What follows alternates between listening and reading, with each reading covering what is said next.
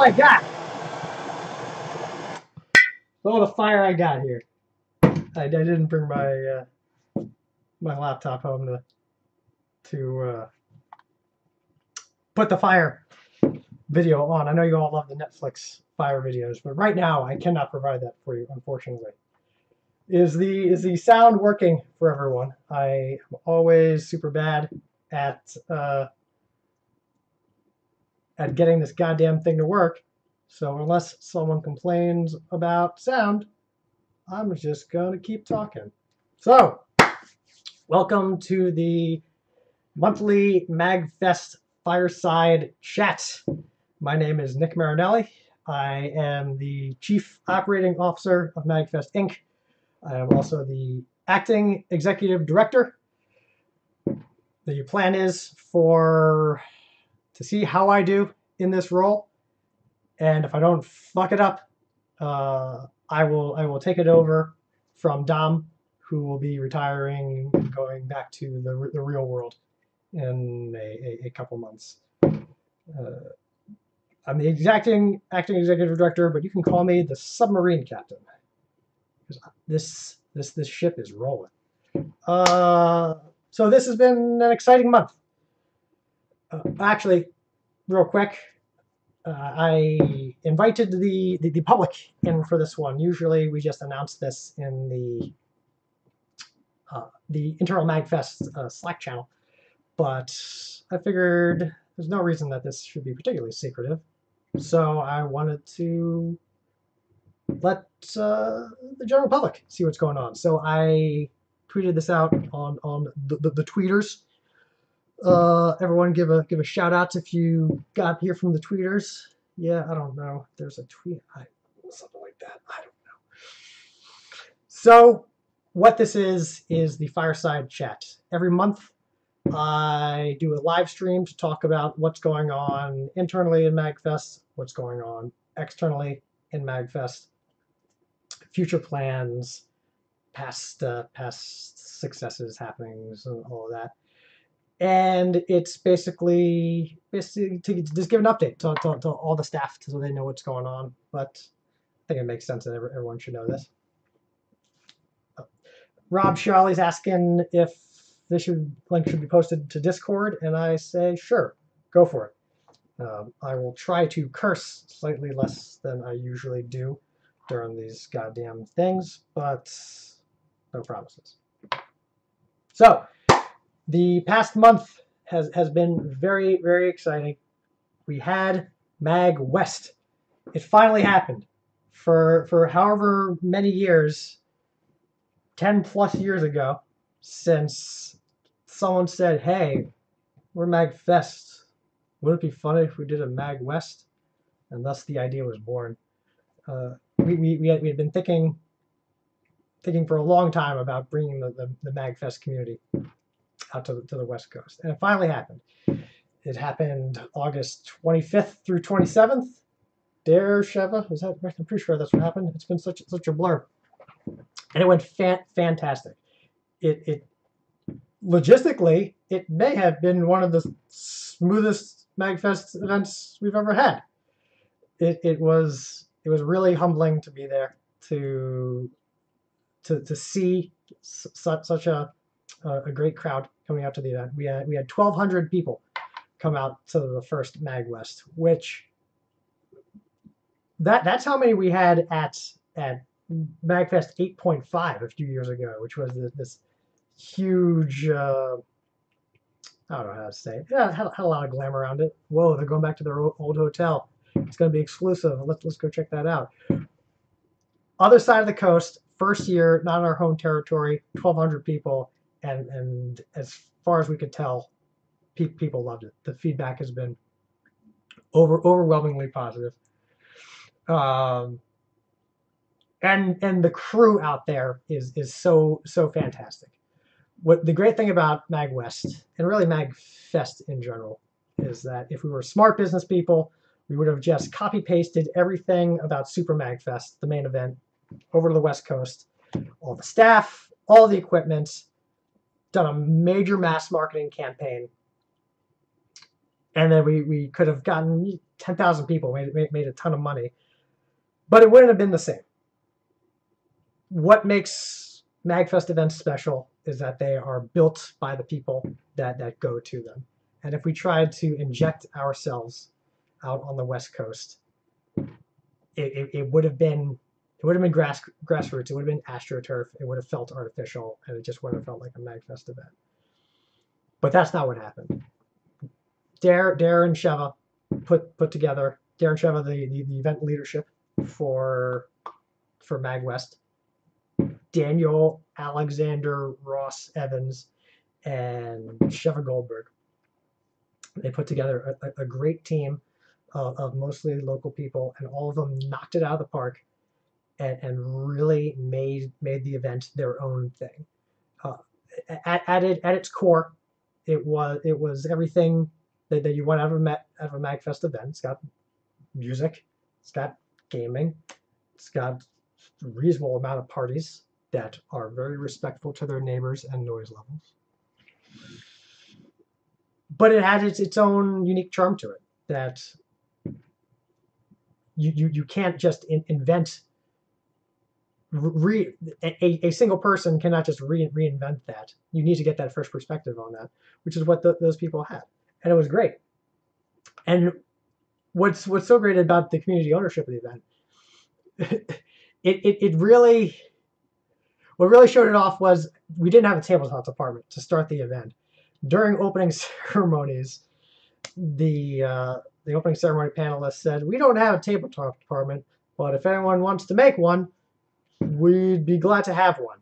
So after opening ceremonies, someone came up afterwards, said, "Hey, can I help out?" And they said, "Great, you're in charge of tabletop, make it happen." And the next day we had a tabletop department, and we had tabletop games running.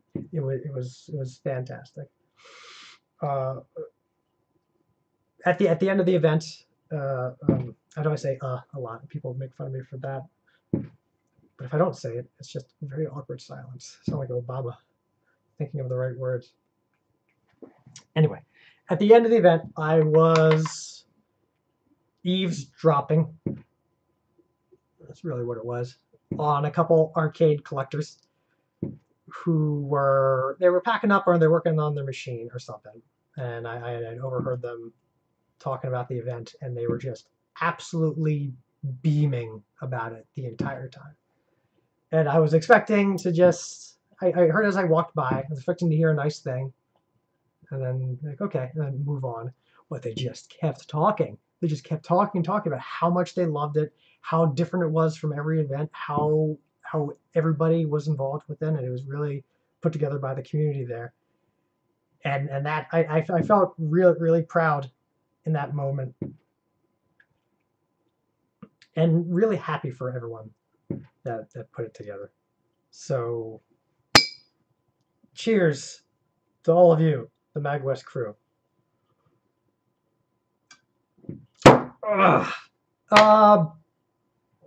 Moving on. The very next weekend, we had Mag Labs. Traditional wisdom says it's not a good idea to put on 2 full Magfest events one week after the other, but no one ever accused us of being smart. Mag Labs is run by the research team, which is the governing body of Magfest Laboratories. Magfest Laboratories, at a high level, is, for those who don't know about it, it's take everything you love about Magfest, 24 hours, community, grassroots, music, and gaming, but put an extra hands-on makerspace feel to it. So it had an extra focus on educational activities where you could get involved. Soldering, sewing, leatherworking, perler beading, music theory, music composition, programming. It was a real, it was a great event to be able to learn things that you couldn't normally get at Super Magfest, when we have a shit ton of programming content. Programming as in scheduling and panels, not programming as in reticulating splines. And you can't kind of get that hands-on feel. But with the more laid-back, intimate feel of Mag Labs, you can get that. Mag Labs spawned from the 8.5 and classic events where we tried to do a throwback to the old days of Magfest in the old hotel to try to appeal to the old school Magfesters who kind of missed that vibe. And it was nice, but it really wasn't. It wasn't selling tickets, I'll tell you that much. So Magfest Laboratories was started as a way to get crazy and experimental, to try out things that we could never ever get away with at Magfest, Super Magfest, and bring brand new people in. And we figure, if we're bringing brand new people in, swapping out every single department, why don't we just swap out the people who actually run the event as well? Swap out the office folks, and that was how the research team was born. And the research team presently is Mr. Joe Cooter, Jared Janowski, I'm pretty sure I said that right, Adam Bullock, and Chris Donnelly, all Super Magfesters who, I mean that's to say someone's a super. They're part of the Magfest community, and they very generously volunteered to run Magfest Laboratories, and then they ran a hell of an event. It was super fun. I saw things at the activities I saw at Mag Labs have not seen at Super Magfest to date. So it's cool just to have so much extra stuff all coming at you at once. And as far as it went really well. Like as far as I can tell, unless we get a mega, but we still have to reconcile the books. The previous events were just they were bleeding cash, so it wasn't particularly smart to keep doing them. So we really had to make sure that this thing was financially solvent. And we still have to look at the books, but unless anything majorly unexpected comes out our way, I don't see financially. Big disclaimer: we haven't looked at the books, but based on what we've been seeing, I don't see there's any amount of money feasible that could have been lost to be like, oh no, we just don't have the money to do this again. We're going to meet up with the research team to talk more about the event, do a post-mortem, run over the books, see what we want to do next year, see if we want to keep doing it like it is now, different hotel, same dates, different season. I don't know. Research team we'll talk about. But the long and short of it was that the event was great. I had a great time, and thank you to everyone who made it what it is. Staff, attendees, volunteers, guests, fans, everyone alike. Every single person at a Magfest event makes it what it is, and what's special. Half of Magfest events are what Magfest provides. The other half is what everyone else provides. So that's Magfest and Mag Labs, which was followed by a vacation, a much-needed vacation for everyone, at least from Magfest things, for people to clear their minds. It was a week long of PlayerUnknown's Battlegrounds for me. I won a chicken dinner once. It was very delicious. And then it's back into the swing of things as the office gets our gears moving as we prepare for Super Magfest 2018 and beyond. So speaking of Super Magfest, hotels. So we launched Super Mag registration back in August, and we ran our servers through the ringer. Our registration servers, we pounded on them as hard as we could have possibly reasonably expected. Over the previous year's instance, I believe we had improved performance on the registration page by at least 3 orders of magnitude, if not more. So 1,000 or 10,000 times divided by an increase in performance. Despite that, everybody trying to hit it at the same time to get their badge. We prepared for a reasonable amount of traffic. What we didn't prepare for was an unreasonable amount of traffic. Either way, when we got all those people in, it was clear that our original plan of sending out a non-unique reusable hotel link to everybody to book their room was clearly not going to work. It just, people would flood the hotel rooms again. And even if we were able to hobble along on that for one more year before having a new system, it felt wrong to have such a problematic launch and then follow it up with a haphazard hotel release. So what we did was we're doing a major gambit, but it's ultimately I'm certain it's worth it. That we're using one of these hotel booking services that they basically aggregate all the hotels in one place. It's a website you go to that you can search everything. You can see real-time availability. You can see all the hotels. You can sort by distance. I believe there's a feature that you can actually get on a wait list if a hotel is full. And one of the big features that they're able to do is they're able to make sure they're able to give out usernames and passwords such that for each of those user accounts, that person can only book one room. So that means that we are going to send out to everyone that pre-registered before that August 13th deadline that we had published previously. All those people who have their information in the system, they will get that link to be able to book one room, which they can choose to use or not. That will be available to them for exclusively for 48 hours. We obviously ask, if you don't plan to use your link and or your password, rather, please don't sell your password, because I will find you and I will kill you. I mean, I probably can't, but anyway. For 48 hours, those people will have first dibs on that.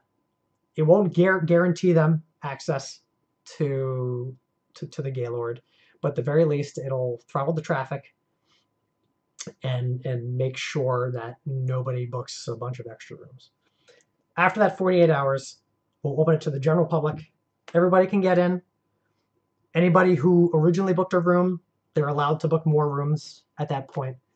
We just want to make sure that those original people that really wanted to get that room were able to get it. And with any luck, we may be able to get some additional rooms at some of the closer hotels. That although we get discount room blocks at basically every hotel in a 5-mile radius, some of the hotels don't give us all of the rooms because they're going to sell it anyway. So why sell it for cheaper? But it's possible that we may be able to get more there. And it's possible, but not certain. We'll see. Disclaimer, we may be able to get rooms at the casino as well. Maybe. No, I hope. But all in all, it's a great tech solution that we would have never been able to put together ourselves. And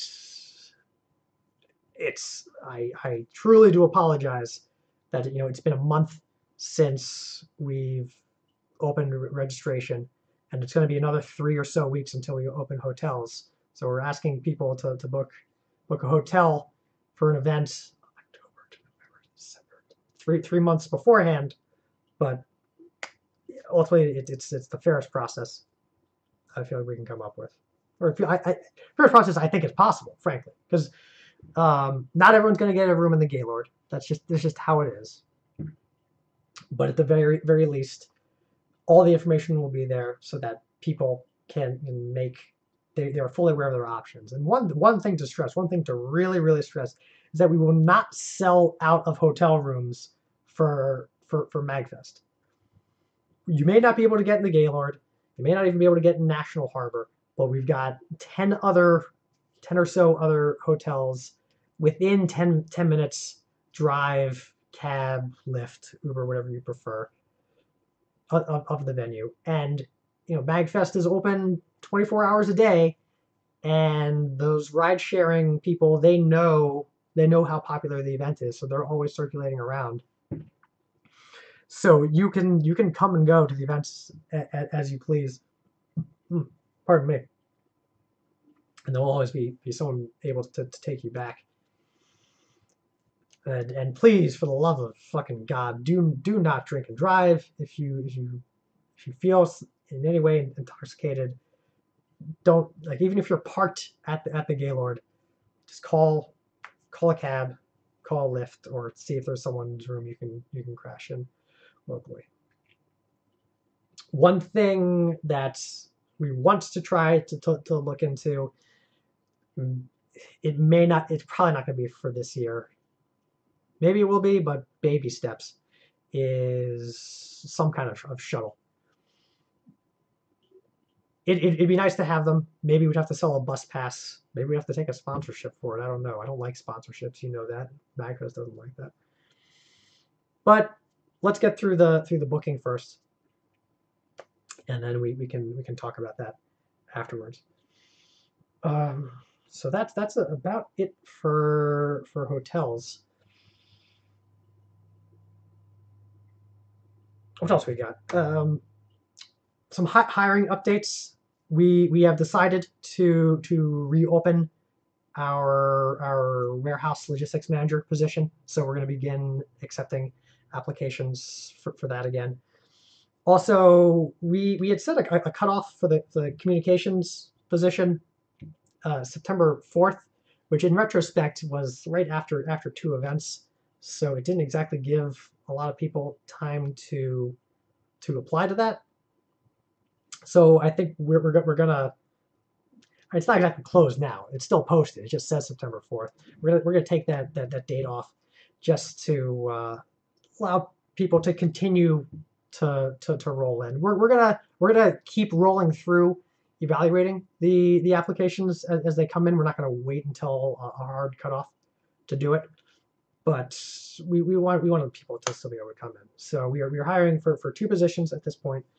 One is a warehouse manager, someone to make sure that our warehouse is clean, tidy, organized, not on fire, not infested by rats, and will also be a leader when it comes to helping load in and load out at various Magfest events. We are also hiring a communications position.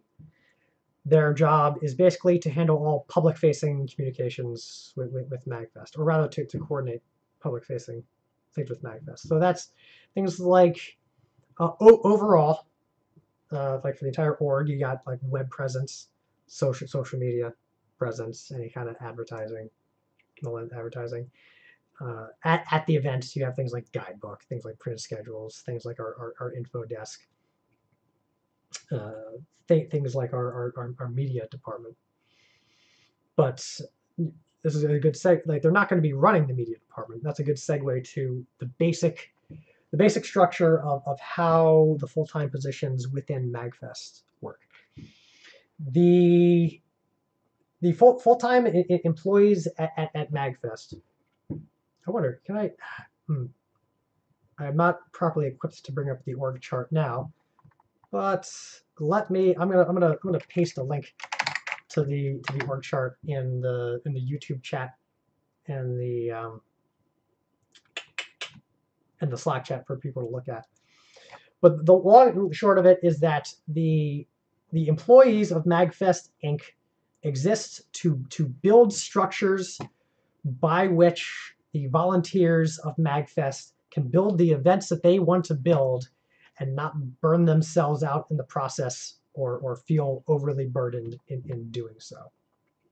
There's no implicit relationship between an employee and their role at the event, i.e., we didn't hire someone to do music and they're doing music at all events. we may what we do is we hire people who have maybe areas of specialty, and they are able to make tools by which the so okay let's use music for an example. If you had one person in Magfest Inc. who did all the music booking, you would, I'm sorry I'm not looking at the camera, I'm going through the Google Drive here, you would likely start to see a homogenization between the musical selections at Magfest events. You'd start to see the same bands everywhere between Super and Stock and West. And that wouldn't be fun. What's fun about Magfest is the individual characters that each event has, because it has different teams running it. Booking bands is a fucking pain in the ass. You have to, first off, you have to accept applications.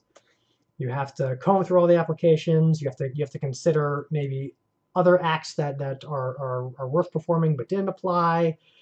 You have to choose all the acts. You have to negotiate with the acts. You have to collect their tax information so you know how to pay them. You have to collect their stage plots. You have to get information about them, about the band members, like what their accommodations they need, what kind of merch they'll be selling, because we have a service at our events that sells merch. By the way, I'm pasting in that org chart to the Fireside chat channel and also to the YouTube channel. So it's a pain in the ass to book a band, but we have our own custom-made event management software that can automate a large portion of that. You can just input a band's name and email, and then it will just send them a checklist and say, we need all these things from you, band. Please fill them out at your earliest leisure. Earliest convenience, at your leisure. So now a previously onerous task of having to book bands becomes much more routine and simple, because you get to do the volunteer gets to do the fun creative part of choosing the band and being able to put together the lineup they want to see. But that boring bullshit of collecting all that info, the organization, the nonprofit, the employees have built a mechanism to make the creative decisions much easier. So that means that, again, repeating, the employees do not automatically take control of event content unless explicitly specified, which, if you'll see in the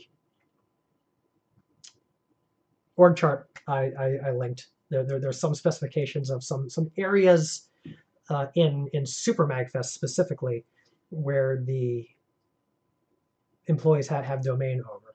But now this is important, just like the employees in general don't have automatic control over everything. Even the employees involved with Super Magfest don't necessarily have direct control. The purpose of all of these positions, between communications, programming director, the logistics, is to be able to support but allow these events to have their own personality, which makes a really interesting riddle for the communications position, also called the counter communications, where that person will have to figure out how to have a simultaneously unified but diverse online presence for Magfest Inc. Finding out some way that Magfest as a community, as a nonprofit, as an organization, can have a strong online presence or promotional presence in general, online or on the ground, but still letting the individual events have their own little flair. Like, if you've ever seen the Magstock people. One of the charms of the very original Magstock website was how shitty it looked. It was just a standard HTML page, no CSS of any kind, absolutely ridiculous FAQs, but people didn't care because it's a camping event and they're just there to have fun.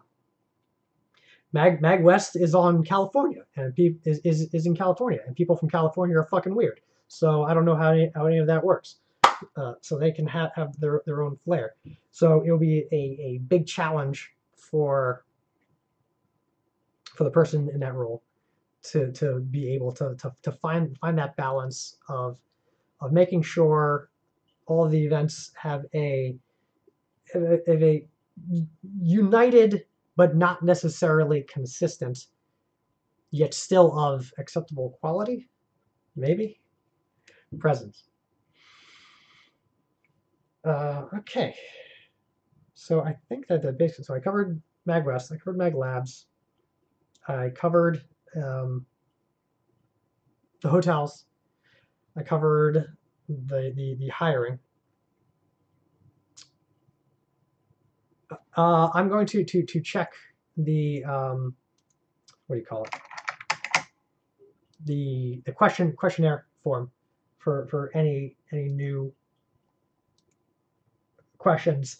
There's a lot of stuff flying by in Slack, a lot of stuff flying by on the YouTube channel that I can't necessarily see just because I'm trying to look at the camera like a goddamn professional is supposed to be doing. So if you have a question, please put it in there in the form. Otherwise, I may not see it. Rob Shiali, like a box, asked for a warehouse manager update. I believe I answered that question. Just in general, we our current warehouse manager Dave, who's been filling in for the position, has been fantastic. But ultimately, we've decided that we're going to continue taking further applications for the position. So he'll be around for a short while to help close out things after labs, and we'll have some additional people coming in to do some contracting for some needed construction and electrical work. But the long-term position of managing the warehouse and the logistical teams, that's a position that's going to continue to remain open, at least for the time being. So we may end up adjusting some of the parameters of the position to make it a little bit more attractive for people to apply to. The current or the previous listing had the time commitment as full-time for at least the next few months, but past that, who knows? The warehouse may be in such a stable position that it doesn't need full-time help, and maybe a 10-hour-a-week gig. That may not end up. That's a lot to ask of people to have that kind of uncertainty in their availability. So we're probably just going to make it a full-time position, and there is probably going to be a lot more full-time work in that warehouse than we think there is. And if there ends up being a lot of spare time, we can always use extra hands to help with things. Rob Shally, does that answer your question sufficiently? Well, I guess just let me know in chat if it does. In Slack chat, that is. Will Henson asks, where is Sunny? That's a damn good question. Sunny, I don't know, but I mean, here's Sunny, and here's Sunny.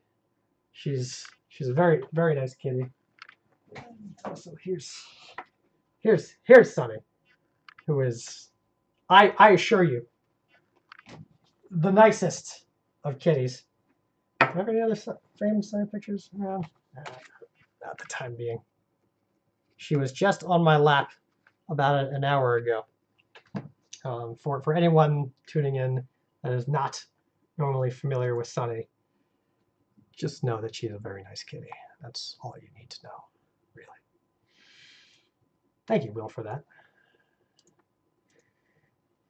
Cadence asks, "Hi, I'm a brand new department head. What should I know?" I've read through the Uber tutorial and looked at the fancy dandy checklist. Know that the checklist is an extremely important thing. Often, as the checklist basically tells you all the things you need to do to make sure that everyone else knows how to interact with you.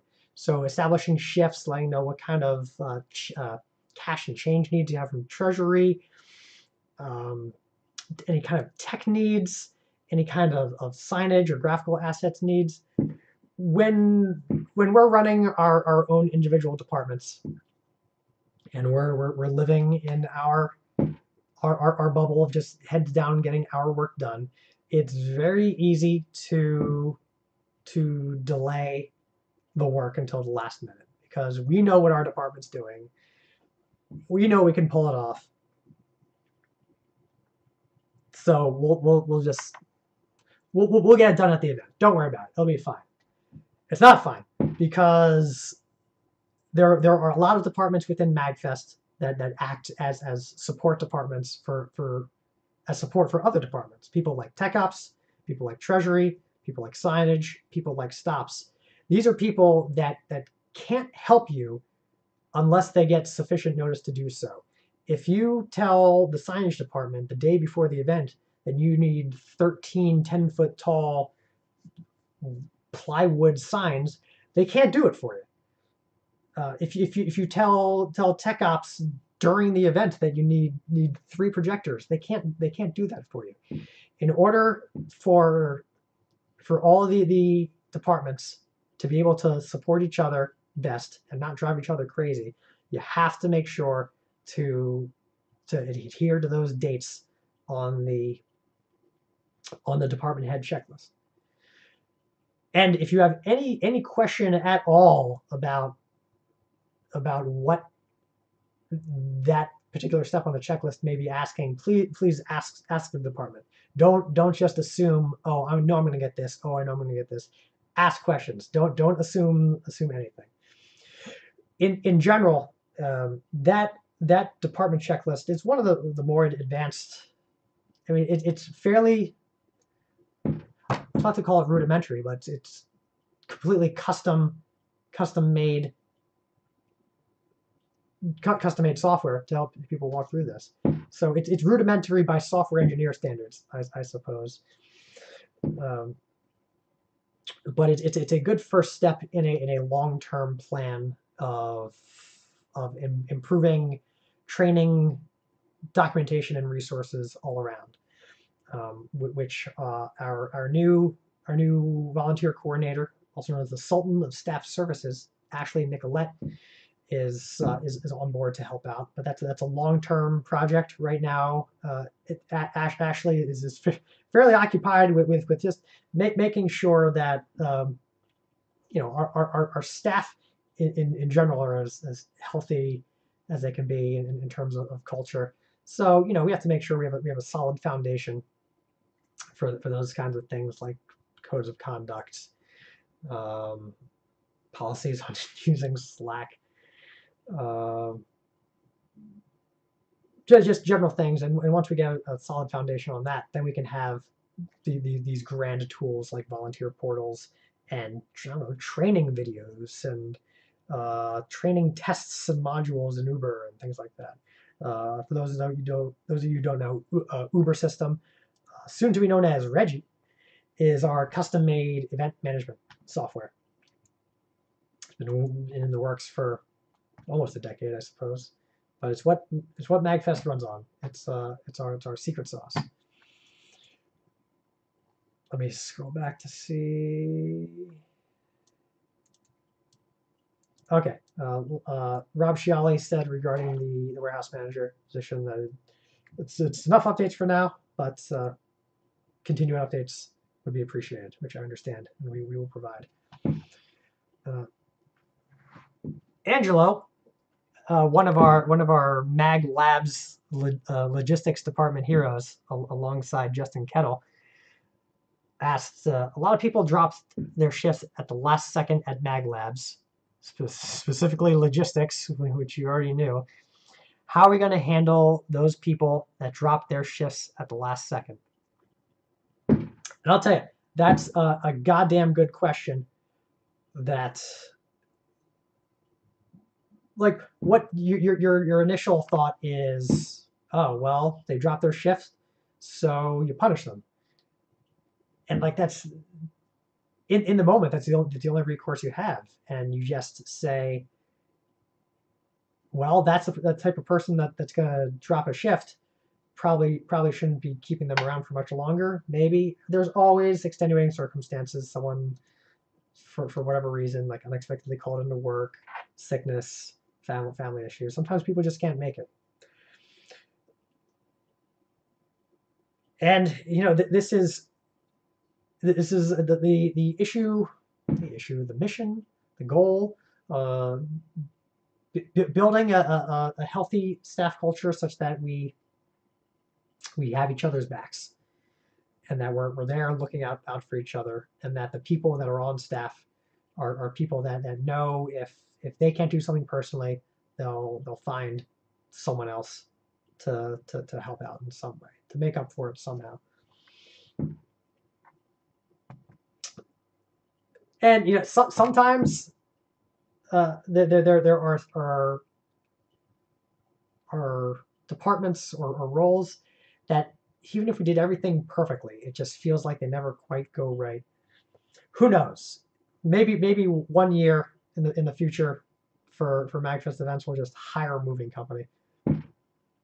We'll have our staff in the warehouse boxing stuff up, and then someone else will drive it. Who knows? But I know one thing we can do to help account for people dropping shifts is to keep each other accountable and make sure that we give each other the support we need, because we can't be leaving each other high and dry. And if one of us is left high and dry, we can't necessarily put it on ourselves to make absolutely sure something gets done, or else the entire event collapses, because that's a failure in, I don't like using the word failure, but on the other hand, you shouldn't be afraid of failure. So I mean, I'll just say failure, not as in shame on you, but failure as in, this isn't something that worked right, so it's something we can learn on. That's a failure in the system that we need to learn to accommodate for in the future, and make it foolproof, have a fail safe. There are many things in the event that, if they don't go through perfectly, they would be a lot lost to the event.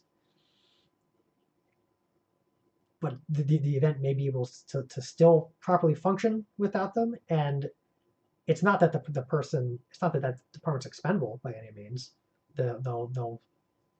Everybody brings a ton of unique flair to Magfest stuff, but you can't put it on yourself to make absolutely sure that something happens. It's unfair pressure to you.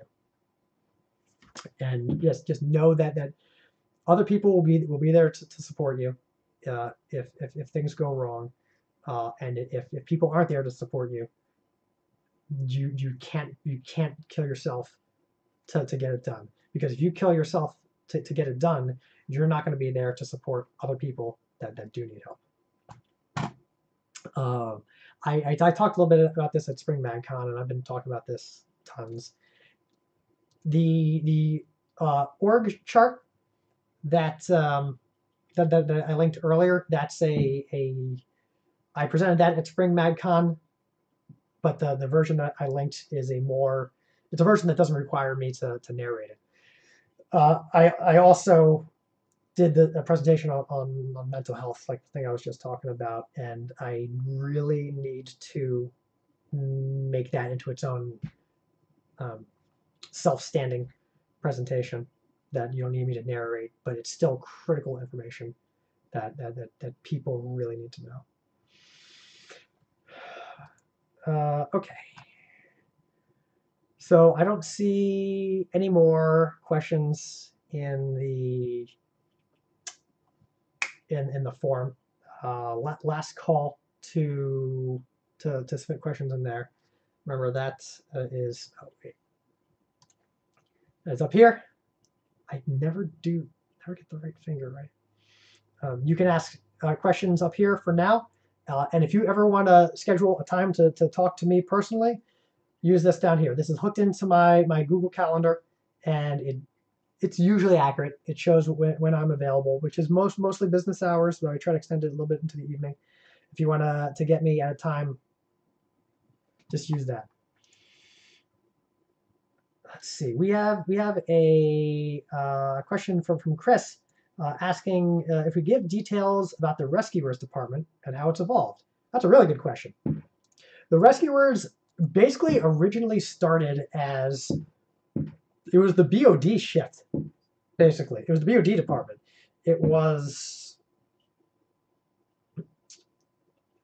basically people that were able to make these organization level calls about, I guess like maybe someone needs a refund and they're not getting one, and so they keep escalating until they can't escalate anymore.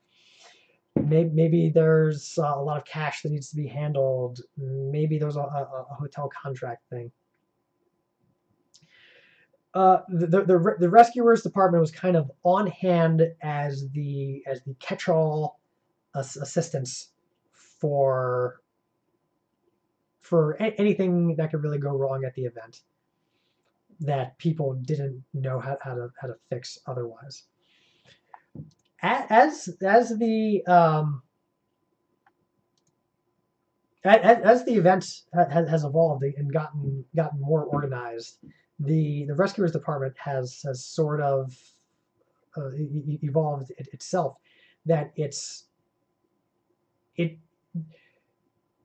we've discovered that a lot of the help requests that were coming to the Rescuers Department weren't necessarily those that required board of directors level authority, which is kind of ridiculous. That to think that the board of directors of an organization as big as Magfest would need to be directly involved with things like a person wanting a refund. But we realized that a lot of the requests that were coming into it was basically general, I need help and I don't know what I'm supposed to do. So Rescuers Department kind of evolved into just general good jacks of all trade, people that weren't necessarily involved in planning of specific departments during the event, but were good at handling things. And so, I mean, who do we have in Rescuers now? I mean, we do have a lot of the office people in Rescuers. We have Cadence, who is fantastic. She's a ninja. We have Dare, who's he's run events, so he has an idea of how to route things around. I'm not actually sure. Is Sheva? No, Sheva is registration during Super Mag. If you give me a second, I'm going to look in the Super Mag Uber system to see who is currently assigned to the Rescuers Department. But the great thing is that since we've realized that department is mostly just I need help with something and not necessarily I need a contract signed, we're able to make it into more of a standard shift department where people are on call to help with things as needed, and it's only in absolute most dire of circumstances that you need the topmost supreme authority to get involved. So right now, as of this second, the people assigned to Rescuers at Super Mag, who it can be edited or added or removed, Cadence, Dare, Deborah Lennox, our project manager, Dom, Dusty Pearson, aka Tresh, who is a board of directors member, Joe Cooter, aka Nick God from the research team, me, Paul Good from the board of directors, and Steph from the office and programming division head.